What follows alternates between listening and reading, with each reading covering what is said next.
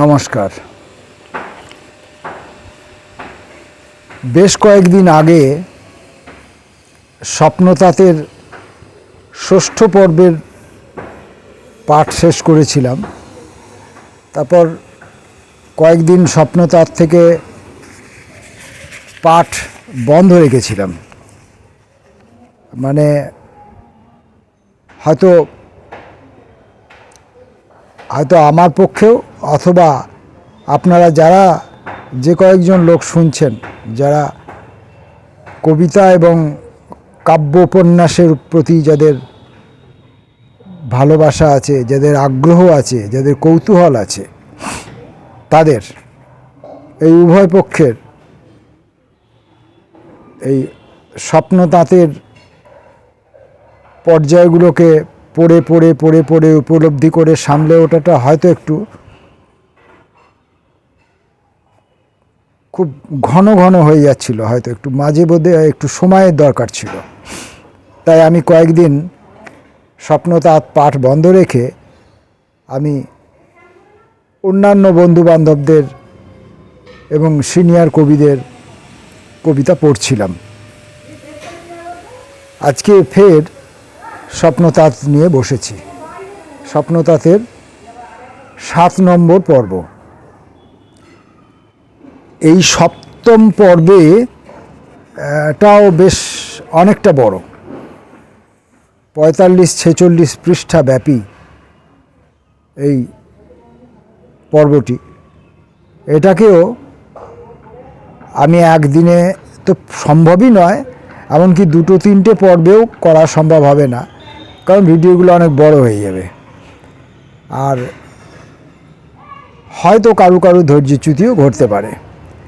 তো যাই হোক, সব কথা বিবেচনা করে এবং যেহেতু আমি স্বপ্নতাত কাব্যোপন্যাসটি পাঠ করা শুরু করেছি, তাই এই কাব্যোপন্যাসটির প্রতি, এই বইটির প্রতি আমার একটা দায়িত্ববোধ আছে, আমার একটা কি বলবো, আনুগত্য বলা যেতে পারে, একটা আনুগত্য আছে, এর প্রতি আমার একটা শ্রদ্ধা আছে, নৈকট্য আছে, যাই বলি না কেন। আর এই স্বপ্নতাতের স্রষ্টা অনিকেত, যে আমার ভাতৃসম, তার প্রতিও আমার একটা শ্রদ্ধা বোধ আছে। তো সব মিলিয়ে আমি এটাকে যখন শেষ করেছি,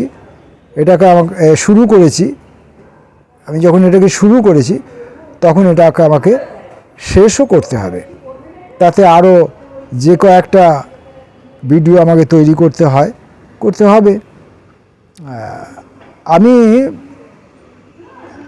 এই যে জাতীয় কাজ করছি, এই জাতীয় কাজে আমার আরও কয়েকজন বন্ধুবান্ধব আছেন, তাদের ইউটিউব চ্যানেলগুলো আমি দেখছিলাম। সেখানে দেখছিলাম যে তারা কিন্তু এই ইউটিউব চ্যানেলের এই যে জাগতিক সার্থকতা, এই ইউটিউব জগতের সার্থকতা, এ কথা বিবেচনা না করেই তারা তাদের প্রত্যেক দিনের কাজ চালিয়ে যাচ্ছেন, তাদের প্রতিটি ভিডিও তৈরি করছেন এবং আপলোড করছেন। তো সেখান থেকে আমি খানিকটা প্রেরণা পেয়ে আমি আমার কাজ চালিয়ে যাওয়ার সিদ্ধান্তে আরও বেশি অবিচল হয়েছি। যাই হোক, কথা না বাড়িয়ে আমি 7 নম্বর পড়াটা শুরু করি।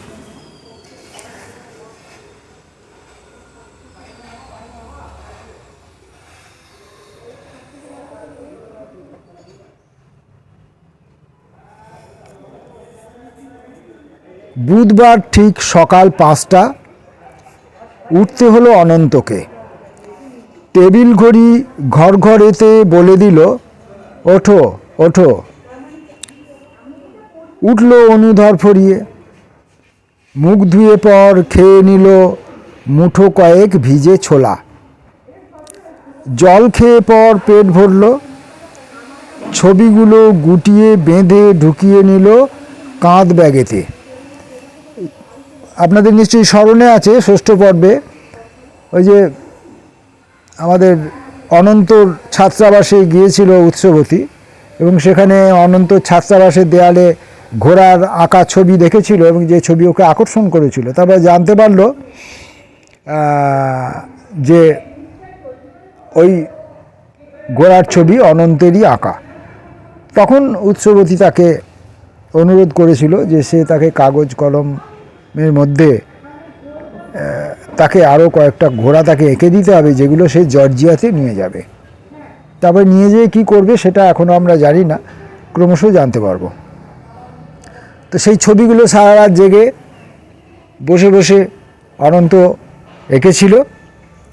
এখন সেই ছবিগুলোকে গুটিয়ে ঢুকিয়ে নিল কাঁধ ব্যাগেতে। ট্রাঙ্কটা খুলে বের করলো টাকা পয়সা, 5 মুড়ার একজোড়া ঘোড়া কালো রঙের মাপে খাটোই কাগজ মুড়ে ব্যাগে ঢোকালো।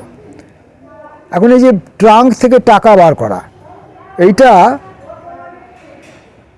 ট্রাঙ্ক থেকে টাকা বার করাটা, এই প্রসঙ্গটাই আমাদের কাছে খানিকটা অতীত হয়ে গিয়েছে।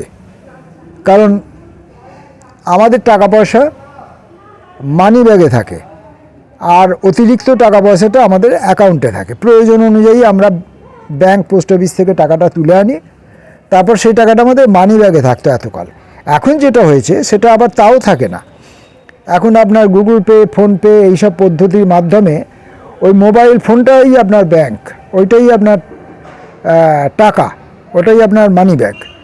তো ফলে এখন ওই ট্রাঙ্ক থেকে টাকা পয়সা বার করার ব্যাপারটা অনেকটা ডিলিট হয়ে গেছে আমাদের মনোজগৎ থেকে, আমাদের ব্যবহারিক জীবন থেকে। এটা আগামী ভবিষ্যতে যখন এই ভিডিও যখন আরও কিছুদিন পরে, আরও কয়েক বছর পরে কেউ পড়বেন, নতুন প্রজন্মের ছেলেমেয়েরা শুনবেন, তখন তারা ভাববেন টাকা পয়সা আবার ট্রাঙ্কে কেন থাকতো। তাই আমি এখানে অপ্রাসঙ্গিক এই কথাগুলো, অপ্রাসঙ্গিক না, নেহাতি প্রাসঙ্গিক এই কথাগুলো আমি এখানে বললাম। হলুদ লালে বাটিক ছাপা পাঞ্জাবিটা দুধ সাদা এক চুড়িদারের জমি পেয়ে বেশ খুলেছে। হলুদ সাদা চুড়িদারের জমি পেয়ে বেশ খুলেছে। কোলাপুরি চটি গলিয়ে রুমমেটকে ডেকে তুলল, বুকের উপর হাত বুলিয়ে বিদায় নিল। হেঁটে চলল ঈশান কোণে, প্রান্তিকেতে ট্রেন ধরবে সে যে এখন। হাঁটতে হাঁটতে চলল কবি, যেতে যেতে কুড়িয়ে নিল খোয়াই নুড়ি। কয়েক থোকা দুর্বাধারা তুলে নিল। লজ্জাবতী লতার পাতায় স্নেহের ছোঁয়া দিয়ে গেল, দেখতে পেল গাঁয়ের কিছু ছেলে পিলে বেড়া ডালের 3টে কাঠি মাটিতে গেঁদে ক্রিকেট খেলে ভোরবেলাতে, দুদিকেতে 9 জোনাতে। হাতের ব্যাটটা তাল ব্যাগরোর, বলটা হচ্ছে রবার্ট ডিউজ। ক্রিকেট কেমন ছড়িয়ে গেছে এদিক সেদিক। গ্রামের ছেলেরা যাদের ব্যাট বল এই সমস্ত কেনার সঙ্গতি নেই, তারা ওই বেড়া গাছের, হেজ গাছ বা এই ইত্যাদি জাতীয় যে বেড়া গাছ, এই বেড়া গাছের ডাল কেটে মাটিতে বসে 3টে উইকেট তৈরি করেছে। এবং তাল গাছের যে পাতার যে কাণ্ডটা, পাতার যে, ওটাকে কী বলবো, ওটাকে ডাঁটি বললে তো একটু অসুবিধা হয়। ডাঁটিটা ছোট পাতার যে বৃন্তটা, এটাকে আমরা বৃন্ত বলি, ডাঁটি বলি। যাই হোক, ওই তাল পাতার ওই ডাঁটিটা, সেটা তো বেশ চওড়া, ওটাকে কেটে চেঁচে ছুলেই গ্রামের ছেলেরা, গরিব ছেলেরা ওটাকেই ব্যাটের মতো তৈরি করতো। তো সেই ব্যাট নিয়ে কয়েকজন ছেলে রাবার ডিউজ বলে করে তারা ক্রিকেট খেলছে। সেটা দেখতে দেখতে অনন্ত যাচ্ছে। মনে মনে ভেবে নিল এটাই আসল ক্রিকেট। ফিঙে কবাডি কোথায় গেছে এই সময়ে। টিভির প্রভাব একেই বলে। ভেবে রাখলো বর্ধমানে নেমে পড়েই দূরভাষেতে জানিয়ে দেবে, উৎসবতী যাচ্ছি আমি। টিকিট কেটে উঠে বসে জানলা পাশে ভাবনা আকাশ খুঁড়ে খুঁড়ে কুড়িয়ে পেল 2-1 বিন্দু কবিতা রেখা। রাখলো লিখে মমতা ভরা খাতার পাতায়। উথাল পাথাল ভাবলো খানিক, মাত্র আর তো অল্প কদিন, তারপরেতে নব নব জীবন পড়বে যে যার মতো কর্মধারায়। সময় কেমন বইবে তখন। উৎসবতীর চোখের তারা মনে আনল। গুসকরা ও নওদার ঢাল পেরিয়ে গেল। মনের মধ্যে এক দিগন্ত ব্যথিত হলো। সহসা কোথায় মন হারালো। শিশির ধোয়া সবুজ মাঠের ঘাসের দিকে চেয়ে রইল। ফুটে উঠল চোখের তারা আবার মনে। তুলি টানের ভুরুর নিচে গভীর দুটি সজল তারা, ডান ভুরুতে ক্ষুদ্র ক্ষত। কত যুগের চেনা তারা হারিয়ে যাচ্ছে, মনের রেখা দেখা দিয়েই মিলিয়ে যাচ্ছে চোখের অতীত। এমন কেন হচ্ছে হঠাৎ? সে যেন এক সাপের গর্তে ঢুকে যাচ্ছে, ঢুঁড়ে আনবে হীরামানিক। হঠাৎ ফুঁড়ে উঠল এবার উইগারেতে। রামধনু এক ভেসে উঠল শাস্তাগেতে। রংধনুটি বেগুনি মাখা লাল আভাতে। উৎসবতীর ঘুম জড়ানো চোখ ভাসছে। উৎসবতীর দু চোখ জুড়ে কেন এমন কুহকি মায়া? কুহকি মায়া বাস্তবতা সহজ সরল। সরল চোখে দেখল কেবল, ঠিক ভাবছে। ভাবতে ভাবতে সময় তালে পৌঁছে গেল বর্ধমানে। স্টেশন থেকে বেরিয়ে গিয়েই 1.5 টাকাতে কথা বলল উৎসবতীর সঙ্গে কবি। জানান দিল, ঘোড়া নিয়ে যাচ্ছি আমি তোমার কাছে। পথের খবর ঝালিয়ে নিল অনন্ত রায় উৎসবতীর কাছে যাবার। দামোদরের কৃষক সেতু পেরিয়ে যাবে সদরঘাটে। 3কোনিয়া বাস স্ট্যান্ডে বাস ধরবে। আরামবাগের দিকে যাবার যে কোনো বাস বাঁকুড়া মোড়ে নেমে পড়বে। পিচ রাস্তার পশ্চিমেতে এক হিমঘর, ধান থেকে চাল উৎপাদনের হাস্কিং মিল, দূষণ নালা টপকে গিয়ে এক চুল্লি। উৎসবতীর বাবার ওসব। বাবার মাত্র সাধের কন্যে, রূপকথারই রাজকন্যে। এখানে অনেক প্রসঙ্গ আসছে। হাস্কিং মিল, তারপরে আপনার 1.5 টাকায় বুথ থেকে কথা বলার জন্যে যতক্ষণ কথা বলা হতো সেই অনুযায়ী বিল উঠতো। তো 1.5 টাকার কথা। হ্যাঁ, সদরঘাট, তারপরে 3কোনিয়া বাস স্ট্যান্ড, যেখানে এখন আর বাস স্ট্যান্ড নেই, বর্ধমানের 3কোনিয়া বাস স্ট্যান্ড। তো ফলে এগুলো ইতিহাসের অংশ এই কাব্য উপন্যাসের মধ্যে রয়ে যাচ্ছে। হাঁটছে অনু, ছুটছে অনু, ছুটতে ছুটতে বাস ধরছে। বিজয় তোরণ ট্রাফিক সিগন্যাল পেরিয়ে গেল। দামোদরকে নিচে রেখে কৃষক সেতু টপকে গেল। কিষান হেঁটে চলেছে। ট্রাকের সারি নদীগর্ভ থেকে ট্রাক বালি তুলছে। ছবির মতো সকালবেলা সৌর আভায়। এখান সেখান দেয়াল জুড়ে ভোটের খবর বিধানসভার। এ ওকে দুষছে হেথায়, ও তাকে দুষছে, ঠুকে দিচ্ছে সুযোগ পেলেই যেখানে সেখানে। গণতান্ত্রিক ভোট পর্বে কাঠি পড়েছে। দামোদর বার্তা জানান দিচ্ছে ঘাস লতা রঙের জামা প্যান্টে। ব্যাটালিয়ান নেমে যাচ্ছে ভোটের আগেই। কত খবর, গাদা খবর, খবর। বিজ্ঞাপনে মুখ ঢেকে যায়। কেবল নদীটি বইতে থাকে। বাঁধ খাওয়া এই দামুন্ডা নামের আদিম নদটি সরু ধারায়। কবি কেবল ভাবতে থাকে, নিজের স্রোতে নিজেকে বলে, বীজ রচে যাও, আয়ু লেখো, ভাষায়নকে বিদ্ধ করো খরস্রোতে তীব্র লক্ষ্যে। বাঁকুড়া মোড়ে নামল অনু। একটু হেঁটে এগিয়ে গেল দক্ষিণেতে, বাঁকলো ডাইনে, এগিয়ে গেল হিমঘরটির রাস্তা ধরে। যেমন দিক নির্দেশ করা ছিল, উৎসবতী যেমন দিক নির্দেশ করে দিয়েছিল সেইভাবে। দারোয়ানের কাছে গিয়ে কথা বলল। ফটক পাশেই সরু দরজায় ঢুকে পড়ল। উৎসবতী জানালা থেকে হাত নাড়ল, নেমে এলো। দরজা খুলে নিয়ে গেল নিজের ঘরে। মহলবাড়ি দেখে দেখে অনুর 2 চোখ জুড়িয়ে গেল। ভাব গম্ভীর, সিঁড়ি দরজা মেঝে পাথর সব ধবল শুভ্র। এসব দেখে অনু তো এখন কেমন যেন চুপসে গেল। সহজ সরল আবভাবটি এমন ঘরে সে পায় না স্বভাবতই। উৎসবতী ঘরে ঢুকেই হাত বাড়ালো, অনুও হাত বাড়িয়ে দিল। উৎসবতী সহজ সরল আলিঙ্গনে তার কবিকে বুকে জড়ালো। ধুলো ধূসর চুলগুলোতে আঙুল দিয়ে ছড়িয়ে দিল স্নেহপরশ। চোখে চোখে চেয়ে থাকলো। কতক্ষণ যে তাকিয়েছিল আমরা কেউই তা জানি না। হয়তো জানে দেয়ালবাসী টিকটিকিরা, জানতে পারে পিতল টবে অনাথ হওয়া বটগাছরাও। আমরা কেবল ভাবতে পারি কবি অনন্ত চোখের তারায়, চোখের ঝিলিক, স্নেহবন্ধন, মানববন্ধন স্বপ্ন তাঁতে বুনে বুনে তীব্র একটা লেখার জন্য জপে যাচ্ছে বেদনা গাথা।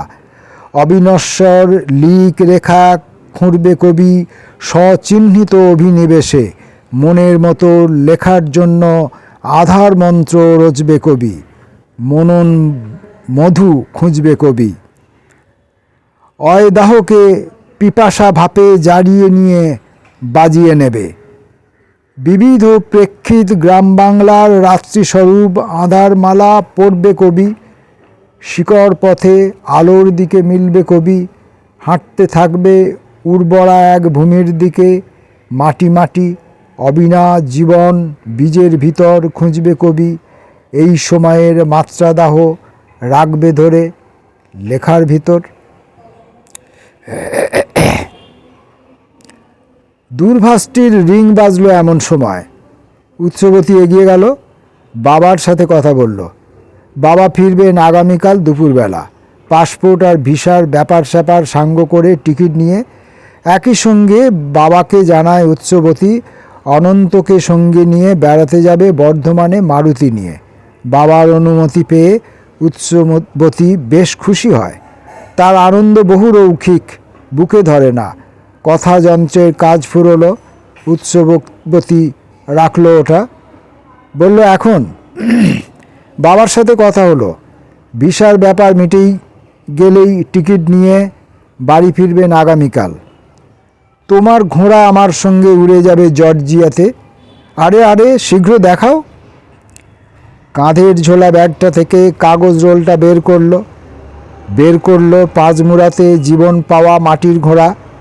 উৎসবতীর অমল ধবল দু হাতেতে দুটো ধরালো। খুব খুশি সে। টেবিল পরে সেসব রেখে অনন্তকে চক্ষু মুদে পরিয়ে দিল চুমুর মালা। অনন্ত আজ এই ক্ষণেতে যুবক বেলার আদিম পাহাড় পেরিয়ে গেল। ডান হাতটির মধ্যমাকে কলম করে বুলিয়ে দিল রেখা পরশ। দুই উরুতে উৎসবতীর চোখের পাতায়, দুই ভুরুতে, ভুল হয়েছে, দুই ভুরুতে উৎসবতীর চোখের পাতায়, ঠোঁটের রেখায়, ডান ভুরুটির প্রান্ত ক্ষতে স্বর্ণবিন্দু নাকছাপিতে, কানের লতি ভিজে চুলে। উৎসবতী মুদেই ছিল দুই চক্ষু স্বপ্ননিটল প্রভাপ্রতিম। অনন্ত তো কিছু বলেনি। তার চক্ষে অশ্রু বাষ্প গভীর হলো। জীবন কেন স্রোতের টানে কল্লোলিত? হায় রে জীবন, দহন প্রভা। 8:30 1 ঘন্টা বাজিয়ে দিল দেওয়াল ঘড়ি। উৎসবতী বলল, একটু আসি, বসো একটু, যাব আসবো। অনন্ত রায় নিঝুম হয়ে বসেই ছিল। ভাবতে ভাবতে খাতা থেকে বের করলো কবিতা রোকা, মেলে ধরল নিজের চোখে। এই রোকাতে কবি অনন্ত মনকে অমন করে দিয়ে সত্য দিশায় ভাবনাগুলো বাজিয়ে গেছে। 5 ইন্দ্রিয়ের ছোঁয়াচ দুষ্ট মন দিয়ে সে কিছু খোঁজে না। সে তো জানে, ভালোই জানে, চীনদেশী সেই অমোঘ প্রবাদ, এক ব্যক্তি এক নদীতে দুবার চান করতে নারে। মনে মনে লিখে চলল অনেক ভাবনা। ধরে রাখলো কাগজ কলম, যদি ভাবনা যায় হারিয়ে, সত্যমানি অনন্ত এক গুণময়তা, প্রতিটি গুণে অসীম যাত্রা, অসীম এক জীবনব্যাপী তারণ লীলা তাড়িয়ে বেড়ায়, বলে চলে সত্য খোঁজো পথে নেমে, এই তাড়না চলনমালা পথে পথে জীবন কণা, জীবন পথে দেবতা আদিম বিস্ময়তায় অমোঘ দিশা, নির্গুণ শিব সগুণ শক্তি মিলন ধ্বনি। বহু বছর, হাজার হাজার বছর আগে কবি ঋষিরা বলে গেছেন ঋকের যুগে, ইয়ং বিসৃষ্টর্যত আবভুব যদি বা দধে যদি বা ন, যো অধ্যাক্ষ পরমে ব্রহ্মন্ত সো অঙ্গ বেদ যদি ন বেদ। ঋগ্বেদ সংহিতা 10ম মণ্ডল 129 সূক্তে আছে এই লেখাটা। এখান পর্যন্ত আজকে আমি এই প্রথম 7 নম্বর পর্বের প্রথম অংশটা এখান পর্যন্তই পড়লাম। আমার অশুদ্ধ জীব, অশিক্ষিত জীব, অব্রাহ্মণের জীব, ফলে আমি সব জায়গায় সঠিক উচ্চারণ করতে পারি না, অনেক উচ্চারণে আমার ত্রুটি আসে। এই ত্রুটির আরও একটি কারণ আছে, আমি কিন্তু সেই কারণে কথা বলবো না, তাহলে অজুহাতের সংখ্যা বাড়ে। যাই হোক, আবার আসবো এই পর্বের পরবর্তী অংশ পাঠে পরবর্তী ভিডিওতে। নমস্কার।